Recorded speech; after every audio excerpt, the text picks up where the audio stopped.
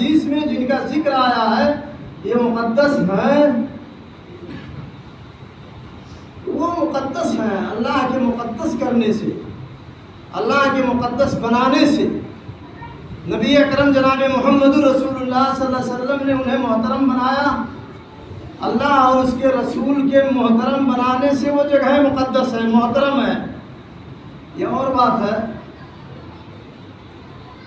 کہ ہم مسلمان تو ہیں، مسلمانوں کا چولا ہم نے پڑھ لیا ہے، کلمہ ہم پڑھ رہے ہیں، لیکن ہم مسلمانوں میں کچھ ایسے لوگ پائے جاتے ہیں جن کے یہاں بہت ساری جگہ مقدس ہیں۔ آپ لوگ بات سمجھ رہے ہیں؟ کچھ لوگوں کے یہاں بہت ساری جگہ ہیں، مکہ مدینہ کو چھوڑ کر کے، اقصیٰ کو چھوڑ کر کے، اور جن جگہوں کو اللہ نے مقدس بنایا ہے ان جگہوں کو چھوڑ کر کے بہت ساری ایسی جگہیں ان کے یہاں مقدس ہیں جن کو پتہ نہیں کیا کیا نام دیتے ہیں، اور ہر جگہ کے سامنے شریف لگاتے ہیں۔ آپ نے سنا ہے کہ نہیں سنا؟ دیوا شریف، کچھوشا شریف، بارائش شریف، اجمیر شریف، یہ ان کو تقدس کہاں سے حاصل ہو گیا؟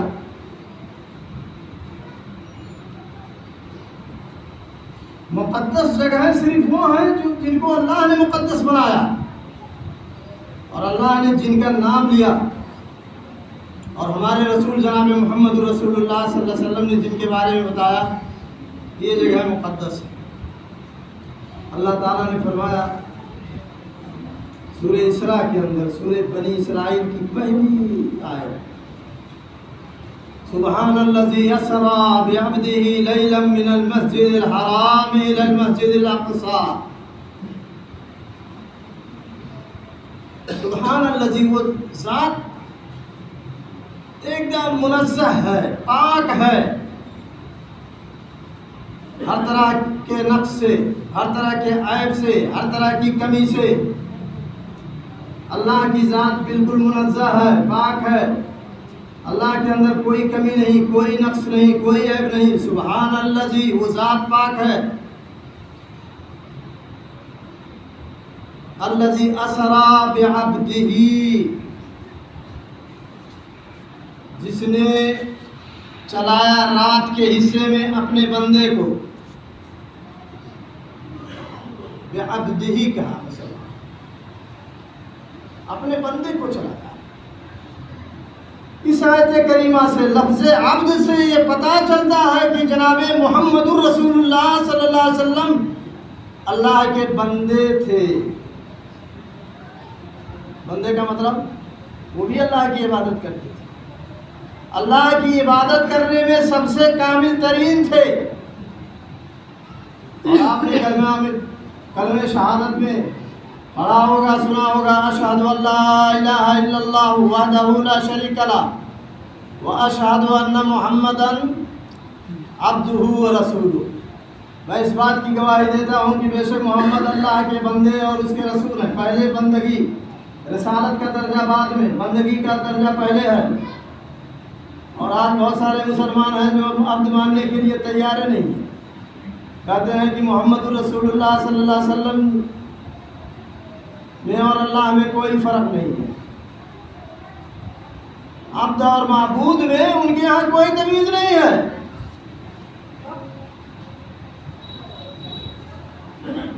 کہتے ہیں کہ احمد رضا نے کہا ہے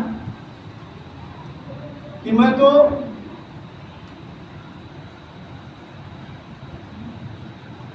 اللہ ہی کہوں گا کہ ہو اللہ کے حبیب، یا اس طرح کا شعر ہے،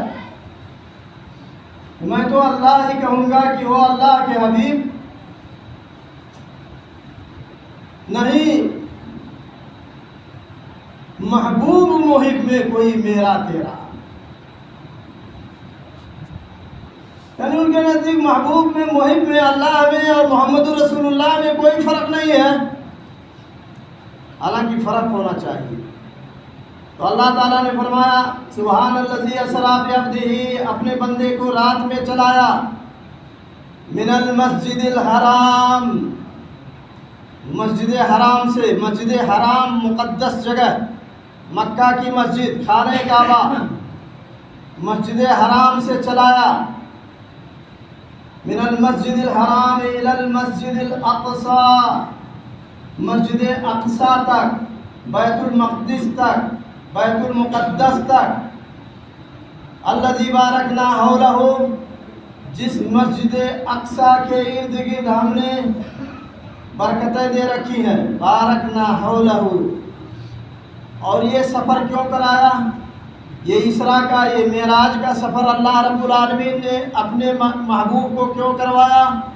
لِنُرِيَهُ مِنْ آیاتنا، تاکہ ہم ان کو دکھائیں اپنی نشانیوں کو، بہت ساری نشانیاں جو ہماری عقل سے ماورا ہیں، ہماری عقل جن کو قبول نہیں کر سکتی ہے۔ مثال کے طور پر اللہ کے نبی جناب محمد رسول اللہ صلی اللہ علیہ وسلم گئے اور تمام انبیاء کرام سے ملاقاتیں ہوئیں، تمام انبیاء کرام سے ملاقاتیں ہوئیں۔ بہت سارے لوگ اسی کو لے کر کے اچھلتے ہیں کہ اس کا مطلب انبیاء زندہ ہیں، انبیاء زندہ ہیں، نبی صلی اللہ علیہ وسلم زندہ ہے، وفات نہیں ہوئی ہے، مرے نہیں ہیں۔ ارے بے ایمان، اللہ رب العالمین تو وہاں کہہ رہے ہیں لِنُرِيَهُ مِنْ آیاتنا، اگر زندہ ہوتے انبیاء اور زندہ کو زندوں سے ملایا جاتا تو پھر یہاں اللہ کی نشانی کا کیا مطلب رہ جاتا؟ اللہ نے تو زندہ کو مردوں سے ملایا، تب تو اس کے اندر کمال ہے۔ اگر زندہ کو زندہ سے ملا دیتا تو کمال کی بات کیا ہوتی؟ ملاقات ہو گئی، سب زندہ تھے، ملاقات ہو گئی۔ لیکن یہاں اللہ رب العالمین اپنی قدرت ذکر کرنا چاہتا ہے کہ سب مر چکے ہیں انبیاء، لیکن ہم نے محمد رسول اللہ صلی اللہ علیہ وسلم کو ان تمام انبیاء سے ملا دیا۔ اور بہت ساری نشانیاں ہیں، اگر ذکر کیا جائے تو یہ خطبہ جمعہ کافی ہو جائے گا۔ تو بہرحال مسجد اقصی کا ذکر آیا، مسجد اقصی، مسجد اقصی ان 3 جگہوں میں سے ایک جگہ ہے جہاں آپ نیکی کی نیت سے، اللہ کی خوشنودی کی نیت سے، اجر و ثواب کے نیت سے سفر کر کے جا سکتے ہیں۔ 3 جگہوں میں سے ایک جگہ ہے، 3 مسجدوں میں سے ایک مسجد مسجد اقصی بھی ہے۔ اللہ کے نبی جناب محمد رسول اللہ صلی اللہ علیہ وسلم نے بیان فرمایا، بخاری شریف کی لمبی روایت ہے، بہت ساری باتیں ذکر کرنے کے بعد اللہ کے نبی صلی اللہ علیہ وسلم نے فرمایا، لا تشد الرحال الا الى 3 مساجد، 3 مسجدوں کے علاوہ، 3 جگہوں کے علاوہ اور کسی جگہ کی طرف، کسی مسجد کی طرف کجاوا کس کر کے، سفر کی نیت کر کر کے، کرایہ بھاڑا خرچ کر کے، سفر کی صعوبت برداشت کر کے نہیں جایا جا سکتا ہے۔ کیا مطلب سمجھے آپ؟ اجر پانے کے لیے، ثواب پانے کے لیے 3 مسجدوں کے علاوہ آپ کسی چوتھی مسجد پر یہ نیت کر کے جا ہی نہیں سکتے ہو کہ ہم کو زیادہ ثواب ملے گا۔ وہ مسجدیں کون سی ہیں؟ المسجد الحرام، مسجد حرام جو مکہ کے اندر ہے، خانہ کعبہ۔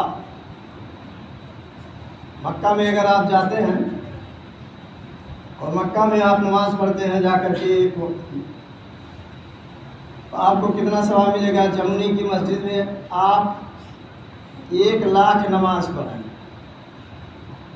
جمونی کی مسجد یا کسی مسجد میں آپ 1 لاکھ نماز پڑھیں، مکہ کی مسجد حرام کی 1 وقت کی نماز آپ کی اس 1 لاکھ نماز کے برابر ہوگی۔ آپ سمجھ رہے ہیں نا؟ اور اس کے بعد دوسری مسجد، وہ مسجدی اللہ کے نبی صلی اللہ علیہ وسلم نے فرمایا، دوسری مسجد میری مسجد مسجد نبوی ہے جو مدینہ منورہ کے اندر ہے۔ مسجد نبوی میں اگر آپ نماز پڑھتے ہیں تو اور مسجدوں کی نماز کے بالمقابل مسجد نبوی میں پڑھی گئی نماز کی فضیلت کتنی ہے؟ 1000. مسجد حرام کی 1,00,000، مسجد نبوی کی 1000، 1000 کے برابر. اور تیسری مسجد مسجد اقصیٰ ہے.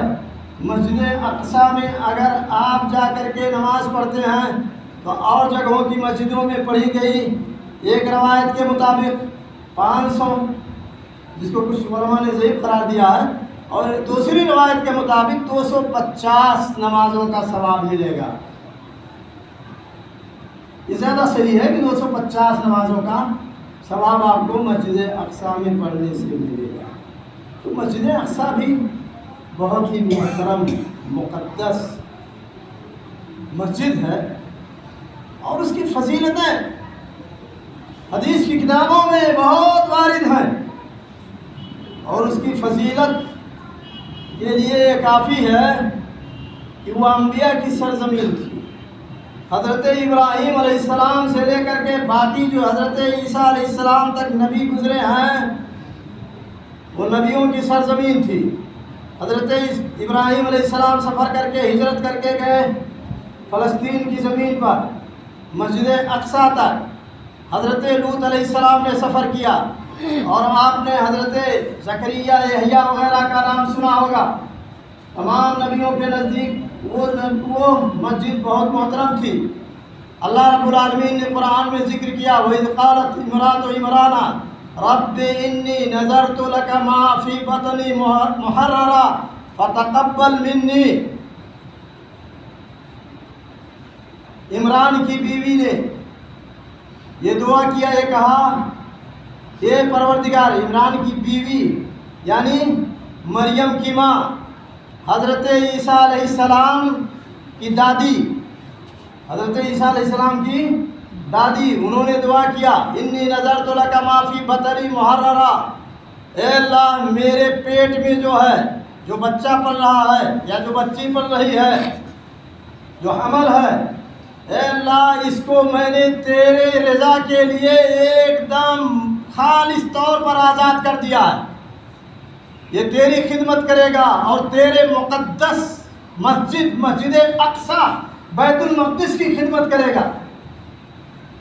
اس کے لیے میں نے اسے وقف کر دیا ہے. فتقبل منی، تو اللہ میری اس دعا کو قبول کر لے. آپ سورہ آل عمران پڑھیے. سورہ آل عمران میں بڑی تفصیل کے ساتھ ذکر ہے، اور مسجد اقصیٰ وہ جگہ ہے جس کو قرآن میں ارض مقدسہ کہا گیا. مسجد اقصیٰ اور مسجد اقصیٰ کے ارد گرد جتنی جگہیں ہیں وہ مقدس ہیں.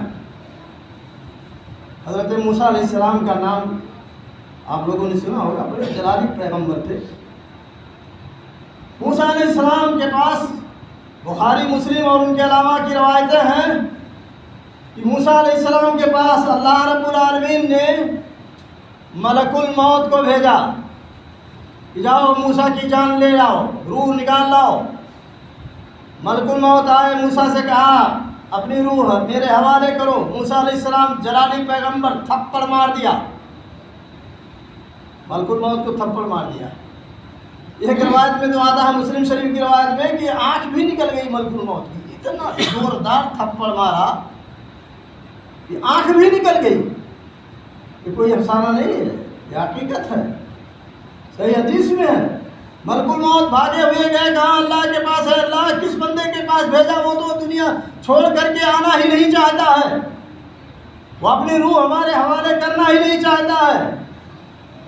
اللہ رب العالمین نے ملک الموت کے آنکھ کو درست کیا پہلے، اور اس کے بعد کہا کہ اچھا ٹھیک ہے جاؤ دوبارہ، اور میرے اس بندے سے کہہ دو کہ وہ اپنا ہاتھ ایک بیل کے اوپر رکھے، اس کے ہاتھ کے نیچے بیل کے جتنے بال آ جائیں گے ان بالوں کے بے مقدار، اور پھر اس کا ڈبل میں اس کو اتنے سال زندگی دے دوں گا. ملک الموت آئے، موسیٰ علیہ السلام سے کہا کہ بیل پر ہاتھ رکھو، ہاتھ کے نیچے جتنے بال آئیں گے تمہارے اتنے بال، اور پھر ان کا ڈبل تم کو زندگی عطا کر دی جائے گی. موسیٰ علیہ السلام نے کہا اس کے بعد تب کیا ہوگا؟ جو کچھ عطا کیا جائے گا، جتنے سال بھی پڑھا دیا جائے لیکن پھر کیا ہوگا؟ تو کہا پھر موت ہے، پھر چلنا ہوگا۔ تو موسیٰ علیہ السلام نے کہا جب موت ہے تب اسی وقت لے چلو، ہم یہ جینا نہیں چاہتے اتنے دنوں تک، جی کر کے کیا کریں گے، جب مرنا ہی ہے تو اسی وقت لے چلو۔ لیکن وہاں اللہ سے ایک دعا کیا، اے اللہ میری موت جب ہو تو میں ارض مقدسہ بیت المقدس مسجد اقصیٰ سے بہت قریب ہو کر کے مروں۔ اے اللہ میں ارض مقدسہ بیت المقدس سے بہت قریب ہو کر کے مروں۔ موسیٰ علیہ السلام کی دعا قبول ہوئی، اس طرح سے ان کی موت آئی۔ موسیٰ علیہ السلام کی قبر بھی وہیں کہیں اس کے اوری پری آس پاس بیت المقدس کے ہے، کیونکہ اللہ کے نبی جناب محمد رسول اللہ صلی اللہ علیہ وسلم جب معراج میں گئے تھے تو کہا کہ موسیٰ علیہ السلام کی اس پہاڑی، اس بالو والی پہاڑی کے جو ہے پیلے رنگ کا بالو ہے یا لال رنگ کا بالو ہے، اس کی پہاڑی ہے، اسی پہاڑی کے قریب ہے۔ میں نے موسیٰ کو دیکھا ہے کہ اپنی قبر میں کھڑے ہو کر کے نماز پڑھ رہے تھے۔ تو مسلمانوں، بیت المقدس یا بیت المقدس یا مسجد اقصیٰ یہ بہت ہی اہمیت کی حامل مسجد ہے۔ پہلے یہ انبیاء بنو اسرائیل کے کسٹڈی میں تھی، بنو اسرائیل کے حضرت ابراہیم علیہ السلام کے جو دوسرے بیٹے اسحاق ہیں، اسحاق کے بیٹے یعقوب ہیں، یعقوب کی نسل سے اور موسیٰ علیہ السلام سے ہو کر کے جو نسل گزری حضرت عیسیٰ علیہ السلام تک، ان کی کسٹڈی میں مسجد اقصیٰ تھی، دیکھ ریکھ وہی کر رہے تھے۔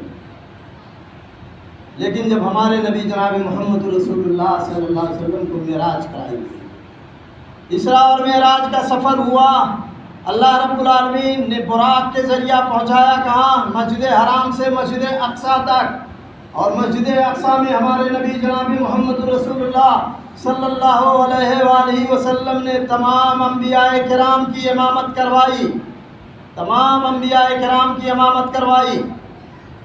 یہ حدیث کی کتابوں میں ہے، تاریخ میں بھی شاہد ہے۔ اور اللہ کے نبی صلی اللہ علیہ وسلم جب مسجد اقصیٰ تک گئے، یا جس رات آپ جانے والے تھے مسجد حرام سے، تاریخ کی کتابوں میں واقعہ موجود ہے، جو مسجد اقصیٰ کا متولی تھا، وہ مسجد اقصیٰ کا متولی عشاء کی نماز کے بعد مسجد اقصیٰ کے دروازوں کو بند کرنا چاہ رہا تھا، لیکن دروازے بند نہیں ہو رہے تھے۔ ہمیشہ وہ دروازہ بند کر کے جاتا تھا، پھر تہجد کے وقت آ کر کے کھولتا تھا، لیکن اس رات جب دروازہ بند کرنے لگا تو دروازہ ٹس سے مس نہیں ہو رہا ہے، بند ہی نہیں ہو رہا ہے۔ اس نے مستریوں کو بلایا، کیا ہو گیا دروازہ؟ مستری بھی آئے، پریشان ہو گئے، دروازہ نہیں بند۔ مستریوں نے کہا اب کل آ کر کے کام کریں گے۔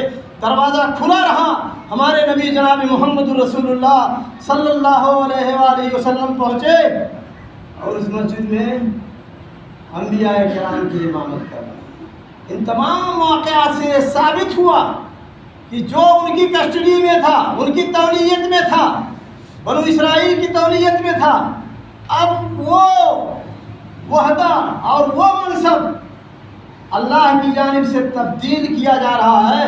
اب مسجد اقصیٰ کی تولیت مسلمانوں کے حق میں آنے والی ہے۔ مسلمان اس کے متولی ہوں گے، مسلمان اس کے نگہباں ہوں گے، مسلمان اس کا دیکھ ریکھ کرنے والے ہوں گے، مسلمان اس پر حکومت کرنے والے ہوں گے۔ یہ اللہ کے نبی جناب محمد رسول اللہ صلی اللہ علیہ وسلم کے واقع معراج اور اسراء میں ثابت ہو گیا۔ اور مسلمانوں، پہلے تو مسجد اقصیٰ پر انبیاء کرام کا وہ تھا، اس کے بعد پھر صلیبیوں کا۔ جب سیدنا عمر فاروق رضی اللہ تعالی عنہ کا دور خلافت آیا، آپ لوگوں نے نام سنا ہوگا، عمر فاروق رضی اللہ تعالیٰ عنہ، حضرت ابوبکر صدیق رضی اللہ تعالیٰ عنہ کی خلافت کے بعد خلیفہ متعین ہوئے عمر فاروق۔ بڑی عظیم شخصیت ہے۔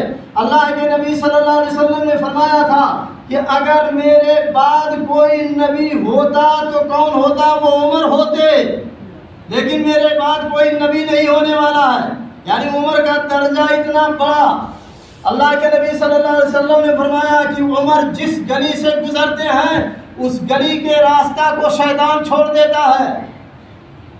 مسلمانوں میں بھی مسلمان اپنے آپ کو کہنے والا ایک گروہ پایا جاتا ہے جو سیدنا عمر فاروق رضی اللہ تعالیٰ عنہ کو گالیاں دیتا ہے، ابو بکر کو گالیاں دیتا ہے، عثمان کو گالیاں دیتا ہے، تمام صحابہ کرام کو گالیاں دیتا ہے۔ جس فرقے کو، جس طبقے کو آپ لوگ بھی جانتے ہوں گے وہ شیعہ فرقہ ہے، رافضیوں کا فرقہ ہے۔ اور رافضیوں کے فرقے تو اپنی جگہ پر، ہمارے ہاں رافضی نہیں پائے جاتے، شیعہ نہیں پائے جاتے، لیکن ہمارے ہاں بہت سارے لوگ ایسے پائے جاتے ہیں جو ان کی پشت پناہی کرتے ہیں، انہی والی کرتے ہیں، ان کا گاتے ہیں۔ اور ان میں سے ہمارے یہاں نیپال کے اندر ایک جماعت ہے اسلامی سنگھ کے نام سے، وہ جماعت بھی انہی لوگوں کا گن گاتی ہے، شیعوں کا ساتھ دیتی ہے، دشمنوں نے صحابہ کا ساتھ دیتی ہے۔ مسلمانوں جو دشمن صحابہ ہوگا وہ کبھی کامیاب نہیں ہو سکتا ہے۔ تو میں یہ ذکر کر رہا تھا کہ حضرت عمر فاروق رضی اللہ تعالیٰ عنہ جب خلیفہ ہوئے سن 16 ہجری میں، بلکہ سن 15 ہجری میں عمر رضی اللہ تعالیٰ عنہ نے اپنے سپہ سالاروں کو جنگ کے لیے بھیجا۔ اس علاقے میں،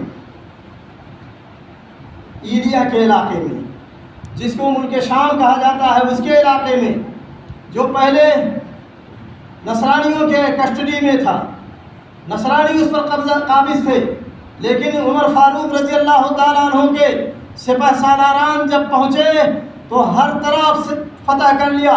مسجد اقصیٰ کے چاروں طرف جتنے علاقے تھے، اجنادین تھا، قیصریہ تھا، اور تمام علاقوں کو حضرت عمر ابن عاص رضی اللہ تعالیٰ عنہ نے فتح کیا۔ اور عمر ابن عاص نے گھیرا تنگ کرنا، عیسائیوں کا گھیرا تنگ کرنا شروع کیا، اور عیسائیوں سے کہا کہ اب تم لوگوں کی خیر نہیں ہے، تم لوگوں کو تو مسجد اقصیٰ چھوڑنا ہی پڑے گا۔ عیسائی پادریوں نے کہا کہ عمر ابن عاص فتح نہیں کر سکتا ہے، عمر ابن عاص کی حیثیت کیا ہے؟ اس کو فتح وہ کرے گا جس کے نام میں 3 حرف ہیں، جس کے نام میں 3 حرف ہیں۔ عمر میں 4 حرف ہیں۔ ہمارے علماء جانتے ہیں، طلبہ جانتے ہیں کہ عمر جب لکھا جاتا ہے تو عین میم را واو لکھا جاتا ہے، تب عمر پڑھا جاتا، تو 4 حرف ہیں۔ تو اس نے کہا عمر ابن عاص کے بس کی بات نہیں ہے، اس کو جو فتح کرنے والا ہوگا اس کے نام میں 3 حرف ہیں۔ عمر ابن عاص رضی اللہ تعالیٰ عنہ سمجھ گئے انشاءاللہ ہم ہی لوگ فتح کریں گے، کیونکہ ہمارے خلیفہ کا نام، ہمارے امیر المومنین کا نام عمر ہے، اور عمر میں 3 حرف ہیں۔ عمر ابن عاص رضی اللہ تعالیٰ عنہ کی مدد کے لیے حضرت ابو عبیدہ ابن جراح بھی آ گئے، اپنا لشکر لے کر کے گھیر لیا القدس کو، بیت المقدس کو چاروں طرف سے گھیر لیا گیا۔ اب گھبرا گئے عیسائی، اب کیا ہوگا؟ اب تو لڑائی ہوگی۔ تو عیسائیوں نے کہا کہ ایسا ہے، تم لوگ ایسا کرو کہ جو تمہارا حقیقی خلیفہ ہے اس کو یہاں بلاؤ، ہم لوگ لڑائی نہیں کریں گے، قتال نہیں کریں گے، اور تمہارا دین بھی نہیں اپنائیں گے، تمہارا دین بھی نہیں اپنائیں گے، کیونکہ تمہارا دین جب ہم اپنا لیں گے تو ہماری بڑی رسوائی ہو جائے گی، اور ہم تم کو جزیہ بھی نہیں دیں گے، ٹیکس بھی نہیں دیں گے، ٹیکس دیں گے اس میں بھی رسوائی ہے۔ ہاں، اور تیسری شکل یہ ہے لڑائی کی، لڑائی بھی نہیں کرنا چاہتے ہیں، ٹھیک ہے تم لوگ اپنے امیر المومنین کو بلاؤ، ہم لوگوں نے تمہارے امیر المومنین کے بارے میں اپنی کتابوں میں پڑھ رکھا ہے، اگر وہ وہی امیر المومنین ہے جس کا ذکر ہماری کتابوں میں ہے تو ہم آٹومیٹک تمہارے حوالے کنجی، مسجد اقصیٰ کی کنجی تمہارے سپرد کر دیں گے۔ تو بہت کشمکش میں پڑ گئے مسلمانوں نے کہا ایسا ہے، ایک دفعہ ہم لوگ آزماتے ہیں ان لوگوں کو۔ حضرت خالد ابن ولید رضی اللہ تعالیٰ عنہ حضرت عمر رضی اللہ تعالیٰ عنہ سے زیادہ ملتے جلتے تھے، ان کی شکل عمر رضی اللہ تعالیٰ عنہ سے ملتی جلتی تھی۔ تو مسلمانوں نے کہا کہ کیوں نہ خالد بن ولید کو ان پادریوں کے سامنے کر دیا جائے، یہی ہمارے امیر ہے، آزمایا جائے ان کو۔ لوگوں نے خالد بن ولید کو پیش کیا تو پادریوں نے دیکھا اوپر سے نیچے تک، کہا یہ ملتے جلتے تو کچھ ہیں ان سے، لیکن وہ نہیں ہیں جن کو ہم چاہتے ہیں۔ ابو عبیدہ بن جراح رضی اللہ تعالیٰ عنہ نے عمر بن خطاب رضی اللہ تعالیٰ عنہ کو مدینہ میں خط لکھا کہ امیر المومنین آپ اب آ جائیے، ورنہ اگر نہیں آئیں گے تو جنگ چلے گی، یہ ٹھنڈی کا مہینہ آ چکا ہے، مسلمان بھی جب جنگ لمبی کھینچے گی پریشان ہوں گے، اس لیے آپ چلے آئیے۔ صحابہ کرام سے مشورہ کیا، حضرت عمر رضی اللہ تعالیٰ عنہ مسلمانوں قربان جاؤ، اس عمر پر خلیفہ ہے، امیر المومنین ہے، سفر کے لیے عازم ہو گئے، تیار ہو گئے، نہ کوئی لشکر ہے، نہ کوئی فوج ہے، نہ آگے پیچھے سواریاں ہیں، کچھ نہیں ہے، اپنے ایک غلام افلح کو ساتھ میں لیا، ایک اونٹنی لیا اور دونوں چل دیے۔ اتنا ایمان پختہ، اتنا ایمان مضبوط، چل دیے۔ اور افلاح سے کہا کہ دیکھو میں امیر المومنین، ٹھیک ہے میں امیر المومنین ہوں، لیکن اس کا مطلب یہ نہیں ہے کہ میں ہی سوار ہو کر کے چلوں گا، باری متعین ہوگی، جہاں مجھے سواری کی باری آئے گی میں سوار ہوں گا، اور جہاں تمہیں سوار ہونا ہوگا تم کو سوار ہونا ہے۔ دونوں چلے، باری باری سوار ہوتے ہوئے آئے، اور جب ملک شام یا فلسطین، مسجد اقصیٰ، بیت المقدس، تو وہاں جب سواری کی باری آئی تو کس کی؟ افلح کی باری آئی۔ عمر کو نہیں سوار ہونا ہے، افلح سوار ہے، عمر لگام پکڑ کر کے چل رہے ہیں، پورا مسلمانوں کا ہجوم ہے، صحابہ کرام کا لشکر موجود ہے، عیسائی موجود ہیں، تمام پوپ عیسائیوں کے موجود ہیں، عمر لگام پکڑ کر کے جا رہے ہیں، اور افلح سواری کر کے لوگ پہچان نہیں پاتے ہیں۔ عیسائی لوگ کہتے ہیں کہ آخر تمہارا امیر المومنین ہے کون؟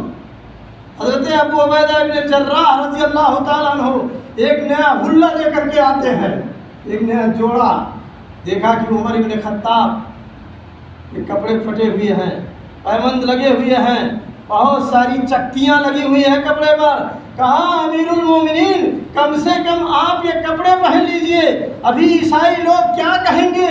عیسائیوں کے پاس آپ کو جانا ہے، وہ کیا کہیں گے؟ امیر المومنین نے کہا مسلمانوں اپنے سینے پر ہاتھ رکھو، کیا تم بھی مسلمان ہو؟ امیر المومنین نے کہا کہ عبیدہ ابن جراح، ہم کو جو عزت ملی ہے، ہم کو جو یہ مقام و مرتبہ ملا ہے، یہ اسلام کی وجہ سے ملا ہے۔ اگر ہم عزت اور مقام و مرتبہ اسلام کو چھوڑ کر کے کسی دوسری چیز میں تلاش کریں گے تو ہم ذلیل ہو جائیں گے۔ میں کوئی نیا کپڑا نہیں پہن سکتا ہوں، انہی کپڑوں میں میں ان کے پاس جاؤں گا۔ بہرحال امیر المومنین کا پریچے کرایا گیا، پہچان کرائی گئی، عیسائی پادری لے کر کے گئے امیر المومنین کو اپنے کنیسہ کے اندر بیٹھایا، عزت و تکریم کیا اور وہاں بہت مرتبہ دیا۔ امیر المومنین وہاں بیٹھے اور نماز کا وقت ہو گیا۔ جب نماز کا وقت ہو گیا امیر المومنین نے کہا ہمیں نماز پڑھنا ہے۔ عیسائیوں نے کہا حضور ہماری یہ کنیسہ آپ کے لیے ایک دم خالی ہے، آپ اس میں جہاں چاہے نماز پڑھ سکتے ہیں۔ عمر ابن خطاب جیسا شیر ہوشیار امیر المومنین، عمر نے کہا نہیں، میں یہ بد انصافی نہیں کر سکتا ہوں، یہ بے انصافی نہیں کر سکتا ہوں۔ تمہاری اگر کنیسہ میں نے نماز پڑھ لیا تو بعد میں آنے والے مسلمان یہ حق جتائیں گے کہ یہ کنیسہ یہاں امیر المومنین نے نماز پڑھی تھی، یہ ہمارا حق ہے، اس پر ہمارا ادھیکار ہے، میں تمہارا حق چھیننا نہیں چاہتا ہوں، میں یہاں نماز نہ پڑھ کر کے باہر نماز پڑھوں گا۔ حضرت کعب احبار سے پوچھا کہاں نماز پڑھیں؟ تو کہا آپ قبۃ الصخرہ کے پاس چلیے۔ قبۃ الصخرہ وہ چٹان جس سے اللہ کے نبی صلی اللہ علیہ وسلم گئے تھے معراج میں، اور کچھ لوگوں نے لکھا ہے، کچھ لوگوں نے بیان کیا، میرا ایک ساتھی فلسطینی تھا، وہ کہتا تھا کہ قبۃ الصخرہ تو ایسا پتھر ہے، بہت بڑی چٹان ہے، جو زمین سے اوپر اٹھا ہوا ہے اور لوگوں نے اس پر دیوار بنا دیا ہے یا پیلر بنا دیے ہیں، اگر وہ پیلر اور وہ دیواریں آج بھی ختم کر دیے جائیں تو قبۃ الصخرہ فضا میں ایسے لٹکا ہوا نظر آئے گا، اور بہت سارے یہودی اور عیسائی دیکھ کر کے مسلمان ہو جائیں گے۔ لیکن عیسائیوں اور یہودیوں کی یہ چال کہ اب اس کے نیچے دیوار چن دیا ہے، یہ دیوار بنا دیا ہے، اس لیے قبۃ الصخرہ کا وہ منظر دکھائی نہیں دیتا۔ بہرحال کعب احبار نے کہا کہ آپ قبۃ الصخرہ کے پاس نماز پڑھیے، کہا نہیں میں یہاں نہیں پڑھوں گا۔ دوسری جگہ متعین کیا، عمر فاروق رضی اللہ تعالیٰ عنہ نے وہاں جا کر کے نماز ادا کی، اور اس جگہ آج مسجد عمر فاروق موجود ہے۔ مسلمانوں، امیر المومنین کے حوالے اقصیٰ کی کنجیاں کی گئی، تمام پادریوں نے ایک زبان ہو کر کے کہا کہ واللہ ان کا ذکر ہماری کتابوں میں ملتا ہے، محمد رسول اللہ صلی اللہ علیہ وسلم کے وہی یہ سچے ساتھی ہیں جو فتح کرنے والے تھے، ہم نے ان کو بغیر کسی لڑائی کے اقصیٰ کی کنجی سپرد کر دی ہے۔ تو عمر بن خطاب رضی اللہ تعالیٰ عنہ کے ہاتھوں بیت المقدس فتح ہوا، اور مسلمانوں تقریباً 1000 سال تک 1050 سال تک مسجد اقصیٰ پر کس کا قبضہ رہا؟ مسلمانوں کا۔ مسلمان قابض رہے۔ حضرت عمر فاروق رضی اللہ تعالیٰ عنہ کے دور خلافت سے 1050 سال تک مسلمان قابض رہے، لیکن اس کے بعد جب مسلمانوں کی خلافتیں، مسلمانوں کی حکومتیں کمزور ہوئی، فاطمی خلافت گر گئی، ختم ہو گئی، اور مسلمانوں کی خلافتیں کمزور ہونے لگی، تصوف کا آغاز ہو گیا، صوفیہ مسجدوں میں ذکر کرنے لگے، جہاد سے لوگوں کو دور کرنے لگے، جہاد سے روکنے لگے، کہا مسجد میں بیٹھ کر کے اللہ اللہ جپو۔ آپ لوگوں نے دیکھا ہوگا سوشل میڈیا وغیرہ پر صوفی لوگ کس طرح کا ذکر کرتے ہیں، ناچتے ہیں، گاتے ہیں، پتہ نہیں۔ تو ان کا جب وجود ہوا تو پھر صلیبی جنگیں شروع ہوئی، اور صلیبیوں نے، عیسائیوں نے پھر دوبارہ 1050 سال کے بعد مسجد اقصیٰ پر پھر قبضہ کر لیا، اور اس کے بعد 1187 عیسوی میں اللہ رب العالمین نے سلطان صلاح الدین ایوبی رحمۃ اللہ علیہ کو جرنیل بنا کر کے بھیجا۔ مار گئے، ہتین ہوا، ہتین کی لڑائی ہوئی۔ عیسائی یہ چاہتے تھے کہ ہم لوگ حملہ کر کے بیک وقت مدینہ پہنچ جائیں اور مدینہ کو تاراج کر دیں، لیکن سلطان صلاح الدین ایوبی کو جب اس کی خبر ملی تو ہتین کے مقام پر، فلسطین ہی کے اندر یہ مقام ہے، فلسطین ہی میں ان عیسائیوں کو روک دیا سلطان صلاح الدین ایوبی نے، اور ہتین میں ایسا معرکہ ہوا، ایسی لڑائی ہوئی کہ 30,000 عیسائی مارے گئے۔ صلاح الدین ایوبی کی فوج نے 30,000 عیسائیوں کو تحطے کیا، اور 30,000 عیسائی قید بنائے گئے، اور اس وقت سے لے کر کے پھر مسجد اقصیٰ مسلمانوں کے ہاتھوں میں آ گیا۔ لیکن جب سلطنت عثمانیہ ختم ہوا، سلطنت عثمانیہ آئی، ختم ہوئی اور کمزور ہو گئی، تو ایک دور چلا کہ برطانیہ نے پوری دنیا پر اپنا قبضہ استعمال جما لیا۔ جس طرح سے ہندوستان میں، اسی طرح سے اس نے فلسطین پر بھی قبضہ کیا، برطانیہ کے ہاتھوں میں چلا گیا، اور پھر سازشیں ہوئی، واد بلفور ہوا 1917 کے اندر، اور اس طرح سے سازش یہودی، صہیونی، برطانیہ کے لوگ، برطانیہ کی حکومت، امریکہ کی حکومت، یہ سب مل کر کے سازشیں کرتی رہی، اور 1948 میں لا کر کے ان یہودیوں کو بسا دیا گیا کہ جو یہودی جرمنی سے بھاگے تھے۔ جرمن کے اندر ہٹلر نے 60 لاکھ یہودیوں کو جلا کر کے ختم کر دیا تھا۔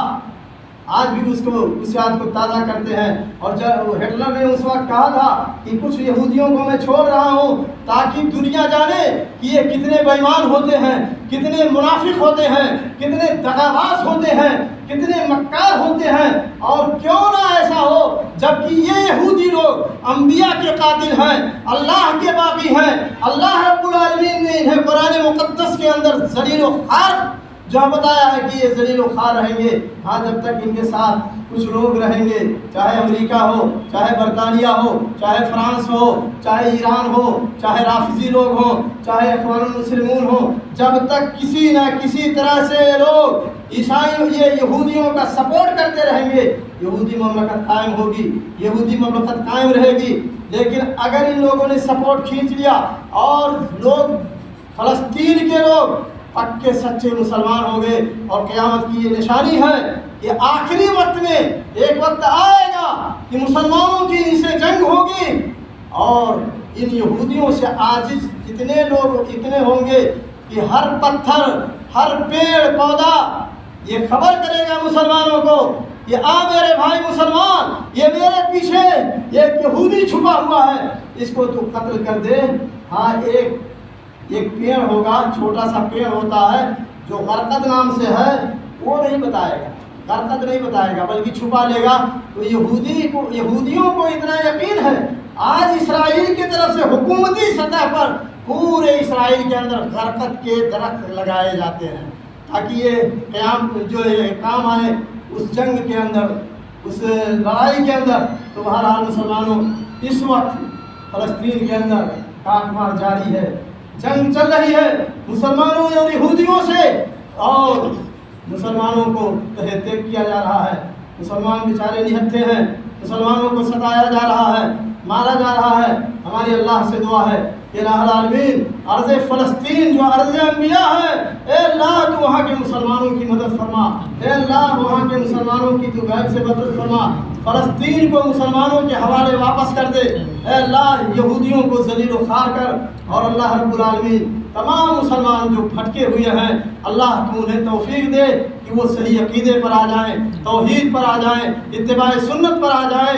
اے اللہ ان کو تو صحیح اسلام کی توفیق عطا فرما دے، اس اسلام کی توفیق عطا فرما جو اسلام لے کر کے ہمارے نبی جناب محمد رسول اللہ صلی اللہ علیہ وسلم آئے تھے، اور جس اسلام پر صحابہ کرام گامزن تھے۔ اللہ تعالیٰ سے دعا ہے کہ الہ العالمین ہم تمام مسلمانوں کو دین پر چلنے کی توفیق عطا فرمائے، اور مرنے کے بعد بار الہ تو ہمیں جنت الفردوس کے اندر جگہ عطا فرما۔